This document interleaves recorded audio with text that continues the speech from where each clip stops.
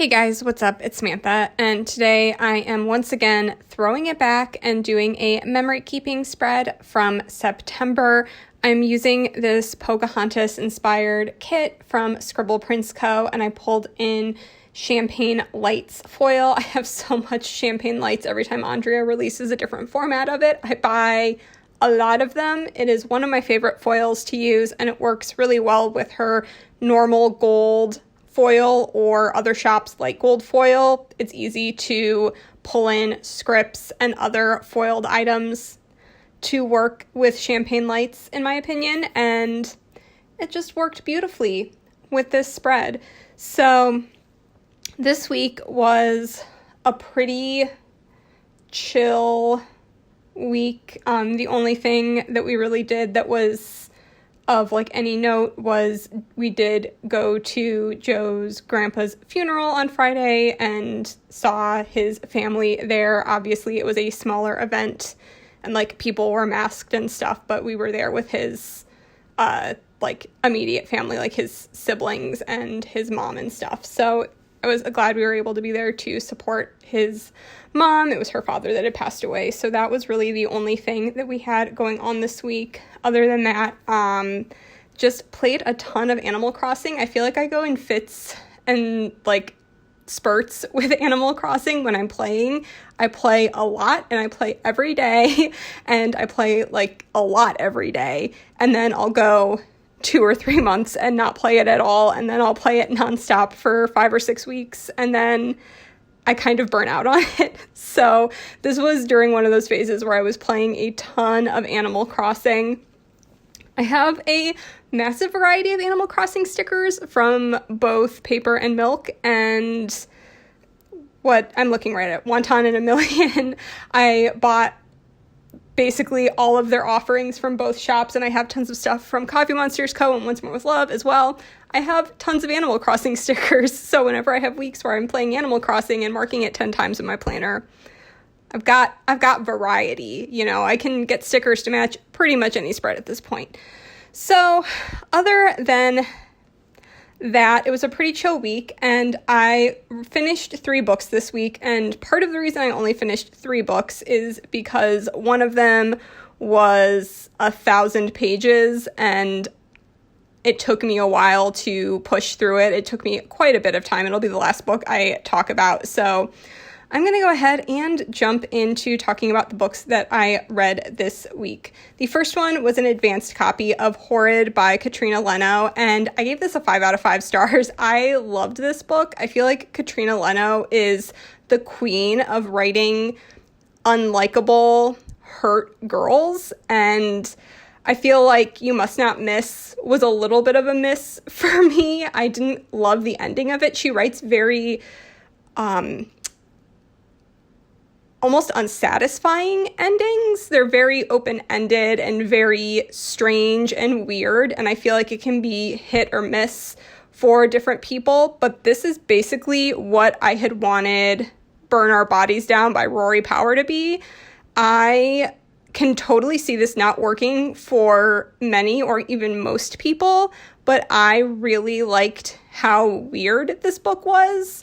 And I read it pretty much all in one sitting, and I liked it so much I bought a finished copy of it, which I don't do very often, particularly with YA contemporary. This is more of a horror, weird book, but I don't usually reread books like that, but I can definitely see myself rereading Horrid in the fall. It's a very atmospheric book, and I really enjoyed all the screwed up family dynamics and trauma and all that stuff in this, but I definitely think this isn't for everyone. If you liked the idea behind, if you read You Must Not Miss and you liked the idea behind that, but maybe the ending didn't quite work for you, I would maybe give Horrid a shot, because I liked this way more than You Must Not Miss. And then the second book I read was The Poppy War by R.F. Kuang, and this was a 5 out of 5 stars. I adore this trilogy. I've posted about it a lot on Instagram. I fell head over heels for this series in 2020. I basically waited until I got an arc of the third book, And then I binge read the whole series because I knew the third book was coming out, and I didn't want to leave, 6, 7, 8 months between reading the first two and then reading the third, because I knew I would forget enough that I'd feel like I needed to reread. And I'm trying to stop rereading so much unless it's a series I really love and I enjoy rereading. I feel like I start all these series and then it gets to be a year and a half, 2 years later when the next book comes out, and I don't remember, I'll remember like the broad strokes of what's going on, but I won't remember the little details of what's going on, and I have to reread. And I got very frustrated at the end of 2020 because so many sequels or next in series were coming out, and I spent half of my reading time just rereading the first books in series or duologies, and I just don't want to do that so much anymore. So if there's a series that it's in the middle of, I'm trying to wait until it's complete to maybe start not every series, but some series. And this case was a perfect time for me to start this because it had kind of just come on my radar. I'd been interested in it, and I was hearing more and more buzz about this series. I'm like, well, the third one's coming out, so I'll just wait. I got an arc of it, so I was able to read it early, and I absolutely loved this. I gave all of them 5 stars. I guess I'll talk about the other ones later, but the first one was probably still my favorite out of all of them. It follows a girl it's kind of like taking certain elements of like Mao Zedong's like rise to power and the like certain elements of the Sino-Japanese War, but setting it in a much older setting. I want to say it's like kind of similar to like 1300s China, but like please don't take me at my word. I like probably should have reread the synopsis before I said that, but it's just a really cool concept. It's a very bloody book. It's a very violent book. It centers around a military academy and a group of teenagers and adults who are in the military, who are training to be in the military. And the first half of Poppy War is basically set in this school setting where Rin, who's the main character, is this poor Southerner who is able to ace this test to get into Sinigard, which is this kind of lauded military academy.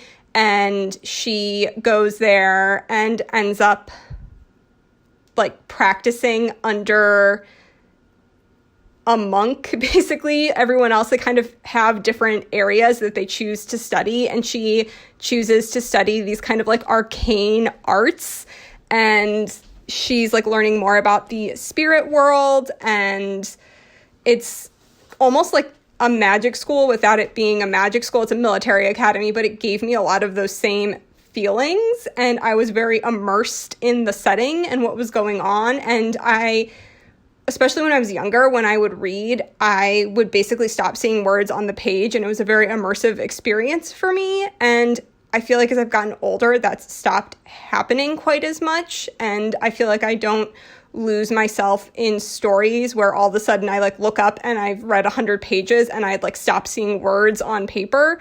And that happened while I was reading The Poppy War, where I was completely sucked in. I sat on the sofa, like once I got into the story once she got to the school, I basically sat and read that entire chunk of the book in one sitting. I was just so engrossed with the story and the characters, and I really love R.F. Kuang's writing style. It just, everything, like all of the boxes were checked for me when it came to The Poppy War. The second half, there's definitely a pretty big shift in the second half of the book where they leave the academy because war breaks out, and it is very violent. I mean, there's massive lists of trigger warnings if you go to Goodreads or look up reviews if that's something that you are hesitant about reading. I personally, it was not as bad as I thought it was going to be. It was still very violent, but everything was based in historical things that actually happened. It wasn't gratuitous. It was very realistic. And I knew about those things. Like, I had learned quite a bit about Chinese history in school, which I don't think a lot of people do. I had a teacher who was very passionate about that, and we spent like a third of the year just doing like Chinese, it was like world history, but it was basically just like a third or a half of the year was Chinese history. So I knew about like the events that inspired the most violent part of the book. I'm trying to be vague because I don't want to spoil the book, but there's a chapter that is particularly gruesome, and it wasn't as bad the way people had talked about it. I don't know if that just means I've read too much like screwed up stuff and I know like what humanity can do to itself, but I was not as like traumatized or scarred by this chapter that everyone had made it seem like it was going to be like give you nightmares, which it very well might give you nightmares. It just wasn't as bad as other people had talked it up to be. If you read grimdark fantasy, if you read adult fantasy, you're going to be totally fine reading this. Like, it's nothing that I hadn't seen in fantasy before, but I think a lot of people mistakenly thought that Poppy War was YA when it first came out, especially because the characters are younger at the beginning of the first book, and I've seen it miscategorized as YA a lot online. So I think a lot of people who maybe don't read adult grimdark fantasy picked this book up thinking it was like a new YA, epic fantasy series, and they got some very gruesome stuff that if you mostly read YA fantasy, you would have never seen anything like this in a book before. So I think that is where this was a lot of people's first exposure to grimdark, more gruesome fantasy. So that is what I'm thinking is why so many people were like, why trigger warnings get talked about so much, because the audience for the Poppy War is an audience that for whatever reason, it tends to be like their first adult grimdark story. Anyways, I just spent way too long talking about that one book, but I absolutely adore the Poppy War. And if you are looking to give it a shot, I cannot recommend picking it up enough. But again, if you are someone who does not like to read about anything gruesome, anything bloody or violent, then look up the trigger warnings and, assess for yourself whether or not that is okay for you. Then the next book is the one that took me forever to read. It took me, I think, months, and that was To Sleep in a Sea of Stars by Christopher Paolini. I had an arc of this, and I was really dragging. I think I got through about a quarter of it reading my e-arc, and then NetGalley started offering audiobook arcs on their website, so I downloaded the e-audio and the NetGalley app. I haven't even gone back to check. It's been months now, but it did not work correctly. When you sped things up, it sounded like a tinny robot, and at the end of every chapter, the app would like force shut, and it basically made it impossible to listen to. So I ended up waiting until the book came out, and I got the audiobook from I think Audible. I don't know. I usually don't buy too many audiobooks. I'll get them from the library, but I just wanted this book to be done.